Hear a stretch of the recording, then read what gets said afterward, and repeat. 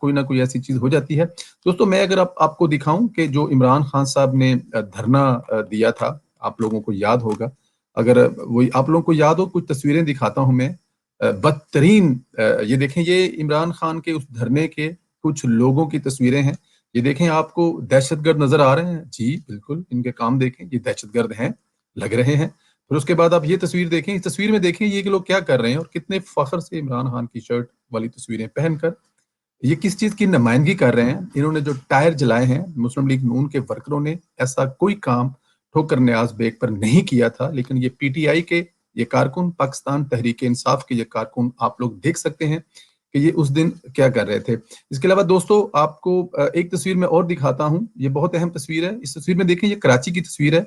इस शख्स अलवी कहते हैं, और ये आजकल पाकिस्तान के सदर हैं, पाकिस्तान के सबसे बड़े ओहदे पर विराजमान हैं। ये उस वक्त की तस्वीर है जब इन्होंने कहा था कि कराची में कोई गाड़ी नहीं चलने देगी। आप पीछे देख सकते हैं, पीछे भी आग लगी हुई है। इन्होंने पूरा कराची बंद करवा दिया था, और आजकल ये सदर पाकिस्तान हैं, पाकिस्तान के बहुत बड़े ओहदे पर बैठे हैं। शायद इनको कोई शर्म आ रही हो, शायद इनको किसी किस्म की शर्म महसूस हो रही हो कि ये कैसे सियासी लीडरों के खिलाफ मुकदमे बन रहे हैं और उन पर दहशत गर्दी के मुकदमे बन रहे हैं, और ये सदर मोहतरम देख कर हंस रहे होंगे, मुस्कुरा रहे होंगे कि मैं और इमरान खान साहब तो पीटीवी पर हमला होने के बाद और उस पर कब्जा होने के बाद एक दूसरे को मुबारकबादें दे रहे थे, तो हम तो दहशतगर्द ना ठहरे। लेकिन दहशतगर्द कौन ठहरे? जो मरीम नवाज के लिए फूल लेके आए थे और वहां पर पुरअमन अपनी लीडर को वेलकम, उनके साथ हजारे यकजहती करने के लिए आए थे, वो ठहरे दहशतगर्द। और दहशतगर्द दहशतगर्द दोस्तों कौन होता है?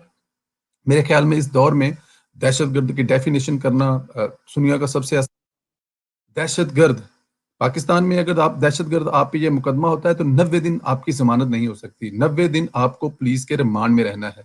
अब मुझे ये बताएं, क्या इतना बड़ा जुर्म है एक लीडर के साथ इजहार यकजहती के लिए हाफ आवर या 1 आवर आने के लिए आप लोगों पर ऐसे मुकदमे दर्ज कर दिए जाएं जहां पे आपको 90 दिन आपकी जमानत ना हो? अगर आपके छोटे छोटे बच्चे हैं तो वो सरवाइव कैसे करेंगे? अगर आपकी बूढ़ी माँ है, जैसे कि अब्दुर्रहमान भट्ट भाई हैं, उनकी वो अपने बेटे को देखे बगैर खाना नहीं खाती, और अब्दुर्रहमान कभी घर में है, कभी बाहर है, कहीं भाग जा रहा है, उसकी दुकान है, उसका काम है, कारोबार है। उसका कसूर सिर्फ इतना है कि वो न्याजी पर तनकीद करता है। क्या न्याजी साहब तनकीद बर्दाश्त नहीं कर सकते? क्या उन्होंने इतने सख्त आर्डर दे दिए हैं इन मासूम लोगों को, इन मासूम वर्करों को आप दहशतगर्द बना के पेश करें, दहशतगर्दी इन पे मुकदमे दर्ज करें? एक सियासी कारकुन होने नाते मुझे शर्म आ रही है कि इमरान खान इस मुल्क का सरबराह है, इमरान खान इस मुल्क का वजीर आजम है। बिल्कुल वजीर आजम नहीं है इमरान खान। इमरान खान एक बहुत बड़े ओहदे पर एक बहुत छोटा इंसान है, छोटे से भी छोटे, छोटे से भी छोटे, इंतहाई छोटा इंसान है। इमरान खान एक सियासी वर्कर नहीं है। इमरान खान ने कभी भूख नहीं काटी, इमरान खान ने कभी अपनी बहनों का प्यार शायद नहीं देखा, शायद माँ का प्यार भी नहीं देखा, शायद अपने बाप को भी करीब से नहीं देखा। इसको रिश्तों का एहसास ही नहीं है, इसको पता ही नहीं रिश्ते होते क्या हैं, रिश्तों में दर्द तकलीफ कैसे होती है, दर्द कैसे होता है, तकलीफ कैसे दी जाती है, तकलीफ कैसे ली जाती है, तो शायद इल्म नहीं है। हमेशा शहाना जिंदगी गुजारी है, लोगों के पैसों पर याशी की है, अभी भी कर रहा है। अभी मुल्क की कीमत, इसकी याशी की कीमत मुल्क अदा कर रहा है। मुल्क के 22 करोड़ अवाम इमरान खान की शेरवानी पहनने की ख्वाहिश पर आज कुर्बान हो चुके हैं। मुल्क के 22 करोड़ अवाम की जिंदगियां दांव पर लगी हुई हैं, क्योंकि इमरान खान की शेरवानी पहनने का जो ख्वाब था वो आज सच साबित हुआ है, और उस ख्वाब के बदले में इस कौम ने जो पेड किया है, जो कीमत अदा की है, वो बहुत ज्यादा है। पता नहीं कब तक कीमत अदा करेगी। शायद आने वाली कोई हुकूमत भी अगले 5-7 साल लगाकर वहां पर लेके जाए जहां 2008 में 18 में नून लीग की हुकूमत ने खत्म किया था। मैं आप लोगों को एक दहशतगर्दों की तस्वीर और दिखाना चाहता हूं। ये है वो दहशतगर्द, ये तस्वीर देखिए, ये है वो दहशतगर्द। जनेजो नामी पुलिस अफसर को इस्लामाबाद में जिस तरह मारा गया था, ये आप लोगों के सामने है। ये बताइए मुझे, नून लीग के किसी मरीम नवाज की किसी रैली में किसी इस किस्म का कोई आपने मुजाहरा देखा हो? अगर देखा हो तो आप हमें तनकीद का निशाना बना सकते हैं, हमें आप दिखा सकते हैं। हमने अगर कभी भी किसी भी जगह पर इस किस्म का कोई भी देखा हो मुजाहरा जहां पे नून लीग के वर्करों ने पुलिस के साथ ये बदतमीजी की हो, लाठियों से पुलिस को मारा हो, तो आप मुझे दिखा सकते हैं। ये हैं वो दहशतगर्द, ये हैं वो दहशतगर्द। लेकिन हमें وزیر قانون ظفر اللہ خان صاحب بتا رہے تھے کہ میں سخت موقف رکھتا تھا کہ ہمیں یہ جو دھرنے میں لوگ ہیں ان کے خلاف مقدمے درج کرنے چاہیے، ان لوگوں کو اریسٹ کرنا چاہیے، ان لوگوں کو جیلوں میں پھینکنا چاہیے۔ اسلام آباد ایک عام سٹی نہیں ہے، کیپٹل آف پاکستان ہے، ایک ایسا ملک جو ایٹامک پاور ہے اس کا وہ کیپٹل ہے، دنیا کے سامنے ہمارا مذاق بنا ہوا ہے۔ لیکن صدقے جاؤں میں رشک ہے قائد محترم میاں محمد نواز شریف صاحب، جنہوں نے کہا نہیں یہ میرے بچے ہیں، کوئی بات نہیں، بھولے ہوئے ہیں، بھٹکے ہوئے ہیں، رستے پہ آ جائیں گے، ان لوگوں کو چھوڑ دیا جائے۔ تو ہوتا یہ تھا کہ پولیس وہاں سے اگر پکڑتی تھی تو چھانے جانے سے پہلے رستے میں چھوڑ دیتی تھی، اور اگر پولیس اسٹیشن لے کے جاتی تھی تو پولیس اسٹیشن میں آدھا گھنٹہ 2 گھنٹے رکھ کر چھوڑ دیتی تھی، ان پہ مقدمہ درج نہیں کیا گیا تھا۔ دھرنے کے علاوہ پاکستان اسلام آباد میں جو اور ڈرامے کیے گئے، مختلف جو ایکٹر رکھے ہوتے ہیں سلیکٹروں نے، جو مختلف موقعوں پر لائے جاتے ہیں، کچھ باہر سے بلائے جاتے ہیں اور کچھ پاکستان سے پیدا کیے جاتے ہیں، ان کے جو ڈرامے اسلام آباد فیض آباد دھرنے تھے وہ اب سب آپ کے سامنے ہیں۔ لیکن ان کو جانے سے پہلے نوٹوں کے لفافے دے کر اپنے اپنے علاقوں کو روانہ کیا گیا تھا، لیکن مسلم لیگ نون کی حکومت نے ان پر بھی مقدمے نہیں بنائے تھے۔ یہ ہوتا ہے، اپنا اپنا ظرف ہوتا ہے کہ ملک کو جب چلانا ہو، جب ملک کے ادارے چلانے ہوں، جب ملک کے اداروں میں لڑائیاں نہ کروانی ہوں، تو حکومتیں ایسے کرتی ہیں کہ وہ اپنے بھولے بھٹکے ہوئے نوجوانوں کو، جو عمران خان جیسے لیڈروں کی باتوں میں آ کر ورگلائے جاتے ہیں، ان کو صرف اور صرف تھانے تک لے جانے کے لیے یا پولیس اریسٹ کرتی ہے اور چھوڑ دیتی ہے۔ لیکن آج اس فاشٹ حکومت، جسے عمران خان نیازی کی بدتر سے بدتر ڈکٹیٹر سے بھی بدتر حکومت ہے، جس میں نہ میڈیا سیف ہے، نہ اس میں عام انسان سیف ہے، نہ اس میں سیاسی کارکن سیف ہیں، سب کے سب اس فاشٹ حکومت سے بری طرح متاثر ہیں۔ نہ کوئی بزنس مین محفوظ ہے، نہ کوئی عام محفوظ ہے، نہ اسکول ٹیچر محفوظ ہے، نہ کوئی سرکاری نوکری والے محفوظ ہیں۔ سب کے سب اس فاشٹ حکومت سے نقصان اٹھا رہے ہیں۔ لیکن سب سے زیادہ جو نقصان اٹھا رہے ہیں وہ ہیں نون لیگ کے وہ ورکر جو مریم نواز کے ساتھ، ہم لوگ ان ورکروں کے لیے، کیونکہ ہم خود ورکر ہیں، تو ہم اپنے ورکر دوست بھائیوں کے لیے آواز اٹھاتے رہیں گے۔ ہم اس بات سے گھبرانے والے نہیں ہیں کہ اس کا رزلٹ کیا ہوگا، اس کا نتیجہ کیا ہوگا۔ ہم اپنے بھائیوں کے لیے، اپنے دوستوں کے لیے، ورکروں کے لیے، اگر اس کی جگہ پہ آج پی ٹی آئی کے ورکر بھی ہوتے تو ہم اس کی بھی مخالفت کرتے کہ سیاسی ورکروں پر دہشت گردی کے مقدمے نہیں بنائے جا سکتے۔ آپ کیسے بنا سکتے ہیں؟ کیا جواز ہے آپ کے پاس مقدمے بنانے کا؟ کون ہوتے ہیں آپ؟ کس نے آپ کو اختیار دیا ہے؟ اور اللہ تعالیٰ کی ذات نے اگر آپ کو بڑی سیٹ دے دی ہے، آپ ایک چھوٹے انسان ہیں، تو ثابت نہ کریں آپ چھوٹے انسان ہیں۔ آپ ثابت کریں کہ آپ ایک ملک کے وزیر اعظم ہیں، اور اس ملک کے وزیر اعظم کے لیے اس کا ہر باشندہ 22 کروڑ عوام سب برابر ہیں۔ اگر نون لیگ کے ورکر ہیں تو وہ بھی اس ملک کے باشندے ہیں، وہ انڈین نہیں ہیں، وہ اسرائیلی نہیں ہیں، وہ یو ای کے نہیں ہیں، وہ دبئی سعودی عرب کے نہیں ہیں، وہ اسی ملک کے شہری ہیں۔ اسی ملک میں وہ آپ ان پر کیسے یہ سب کچھ ظلم اور زیادتی کر سکتے ہو؟ ہم اس بات کی مکمل بالکل ہم اس بات کی مکمل جو ہے وہ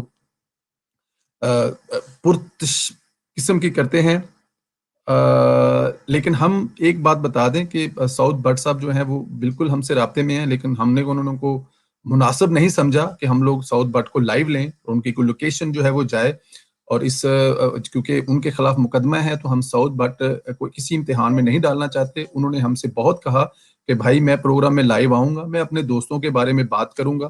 میں سعود بٹ صاحب جو ہیں وہ بالکل ہمارے ساتھ رابطے میں ہیں۔ وہ سعود بٹ صاحب ہمیں کہہ رہے ہیں کہ ہم ان کو لائیو پروگرام لے لیں، لیکن میں سعود بٹ کو لائیو پروگرام میں اس لیے نہیں لے رہا کہ میں نہیں چاہتا کہ سعود بٹ کی لوکیشن ایسی آن ہو، پولیس کو پتا ہو، پولیس اریسٹ کرے اور 90 دن کے لیے ان کی ضمانت نہ ہو، اور میں اپنے بھائی کو اس امتحان میں نہیں ڈالنا چاہتا۔ اس لیے سعود بٹ صاحب، آپ کی جو آواز ہے، آپ جو کہنا چاہتے ہیں، آپ کے جو الفاظ ہیں وہ آپ کے ہیں، لیکن منہ ہمارا ہے۔ ہم آپ کے الفاظ بنیں گے، ہم آپ کی آواز بنیں گے، ہم آپ کا دکھ اور تکلیف لوگوں تک پہنچائیں گے، اپنے دوستوں، اپنے ساتھیوں کو بتائیں گے کہ سعود بٹ اور وہ تمام دوست جن کا میں نام نہ لے سکوں، منیب جٹ سے لے کر، اس کے علاوہ میاں عباس سے لے کر، عدیل سے لے کر، ذیشان سے لے کر، عبد الرحمان بٹ سے لے کر، جتنے لوگ ہیں ہم سب ان کی آواز ہیں۔ ہم ان کو آخری لمحے تک ایسے کسی بھی جگہ پہ اکیلا نہیں چھوڑیں گے۔ ہمارے جو دوست ہیں وہ اکیلے ہرگز نہیں ہیں، ہم ان کے ساتھ ہیں، ہم ان کے ساتھ آخری وقت تک رہیں گے۔ سعود بٹ، آپ ہمارے بھائی ہو، آپ ہمارے دوست ہو، ہم کسی بھی طرح سے آپ کو کسی مشکل وقت میں نہیں ڈال سکتے، اس لیے ہم آپ کی یہ جو آپ جو لائیو آنا چاہتے ہیں اور آپ کی لوکیشن آن ہو، ایسا نہیں ہو سکتا میرا بھائی۔ میں بالکل بھی اپنے بھائی کو کسی مشکل میں نہیں ڈالنا چاہتا، تو میں آپ کی آواز بنوں گا، ہم آپ کی آواز بنیں گے۔ آپ اس بات پہ بالکل پریشان نہ ہوں کہ کسی بھی طرح سے ہم پیچھے ہٹنے والے ہیں یا آپ کی آواز نہیں بنیں گے، بالکل بنیں گے۔ عمران خان نیازی، تمہیں یہ کہا جاتا ہے، تمہیں یہ بتایا جاتا ہے کہ تمہیں یہ کام نہیں کرنا چاہیے، تمہیں یہ کام ہرگز نہیں کرنا چاہیے، سیاسی ورکروں پر دہشت گردی کے مقدمے نہیں بنانے چاہیے۔ سدا باغے نہ بلبل بولے، سدا باغ نہ بہاراں، یہ کلام ہے کہ جو بلبل ہے وہ ہمیشہ باغوں میں بہاریں نہیں رہتی، یہ وقت چلا جانا ہے۔ تم نے ہمیشہ بادشاہ نہیں رہنا، تم سے پہلے بڑے ظالم جو ہیں، تم سے پہلے ایک مشرف نامی یہاں پہ بندہ رہتا تھا اس ملک میں، جو کہتا تھا، اس میں کوئی شک نہیں ہے، اس نے کراچی میں اپنی طاقت دکھانے کے لیے 100 بندہ قتل کروا دیا تھا۔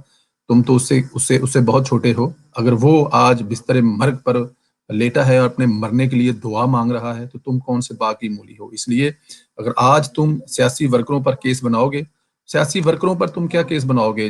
جس حکومت کے دور میں وہ ایک آفیسر گوندل نامی اٹھایا ہوا ہے، اس کی ماں کی جو بد دعائیں ہیں میں وہ یہاں پہ پلے نہیں کر سکتا، وہ سنی نہیں جا سکتی وہ بد دعائیں۔ اگر تم وہ بد دعائیں سن لو، اگر وہ تمہارے تک بد دعائیں پہنچ رہی ہیں تو ڈرو اس خدا سے، اس ماں کی جو دعائیں ہیں وہ پتہ نہیں کہاں سے کہاں تک جائیں گی۔ اس ماں کی جو دعائیں ہیں وہ 7ویں آسمان تک جائیں گی اور 7ویں آسمان کو ہلا بھی دیں گے۔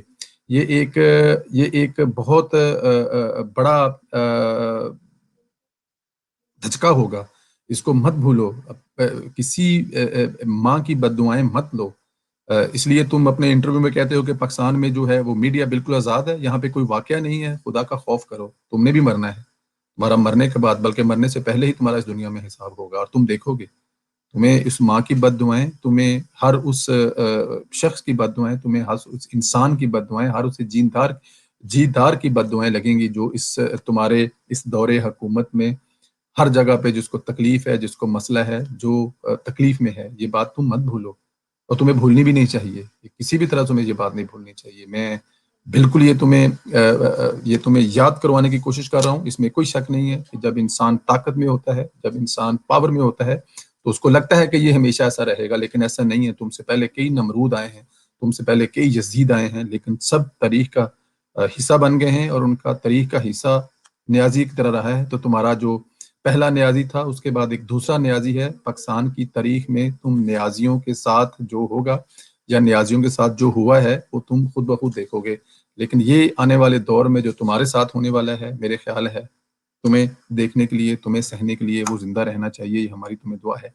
میں اپنے اینڈ کیس میں کہوں گا کہ ساؤتھ بٹ کو ہم لوگوں نے پروگرام میں صرف اور صرف اس لیے نہیں لیا کہ ہم ساؤتھ بٹ کی لوکیشن جو ہے وہ آن نہیں کر سکتے، ساؤتھ بٹ کو کسی بھی طرح سے مشکل میں نہیں ڈال سکتے۔ وہ کہاں ہے؟